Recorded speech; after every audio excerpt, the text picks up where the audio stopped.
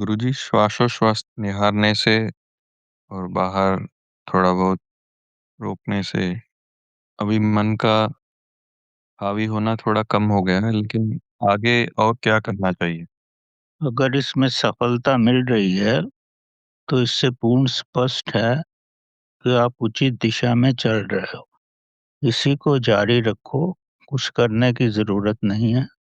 जैसे-जैसे इसका अभ्यास करते रहोगे, वैसे-वैसे आपको आभास होगा, आपके भीतर एक श्वासों की माला चल रही है। माला के रूप में श्वास आ रहे हैं और जा रहे हैं। एक समय आएगा, इस श्वासों की माला में आपका मन विलीन हो जाएगा। ये सब बहुत धीरे-धीरे होगा, इसको करते रहो, पर एक समय अवश्य आ जाएगा जब आपका मन श्वासों की माला में विलीन हो जाएगा। तब आपको प्रथम बार चेतना के प्रकाश का अनुभव होगा। तो शीघ्रता मत करो, श्रद्धा और प्रेम से करो। विधि का कोई ज़्यादा महत्व नहीं होता, आपके प्रेम और भाव का ही ज़्यादा महत्व होता है। विधि तो केवल दिशा दिखाती है, प्रेम और भाव ही आपको उस महान अवस्था पर ले जाते हो। मन में प्रभु के प्रति प्रेम होना, समर्पण होना और एकत्व की भावना होना ही सबसे ज़्यादा प्रभावशाली होता है।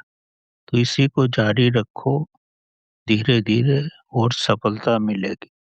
गुरुजी, इसमें अनाहत नाद भी अभी सुनाई दे रहा है, कंटिन्यूअसली सुनाई दे रहा है, एकांत में बहुत बढ़िया सुनाई दे रहा है। तो उसको सुन रहा हूँ, और क्या करना चाहिए? कुछ नहीं करना अनंतनाथ, ये तो एक प्रारंभिक अवस्था है जब आपको सुनाई पड़ रहा है। और जब अनंतनाथ के साथ एक हो जाओगे, यानी ओम की ध्वनि में एक हो जाओगे, तो वही ध्यान की गहरी अवस्था होती है।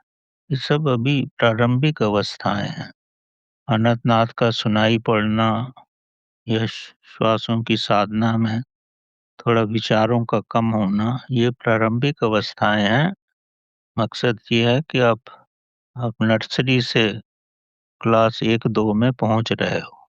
जब शिशु दूसरी या तीसरी क्लास में पहुंच जाता है, तो फिर शीघ्रता से उसकी प्रगति होती है। प्रारंभ में ही कष्ट होता है, उसके बाद शीघ्रता से ही प्रगति होती है।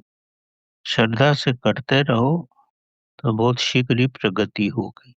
तब आपके ये प्रश्न नहीं रहेंगे, तब आप बोलेंगे कि विचार तो आते ही नहीं है, अब एकत्व की भावना है और उसके बाद ही यात्रा प्रारंभ होती है।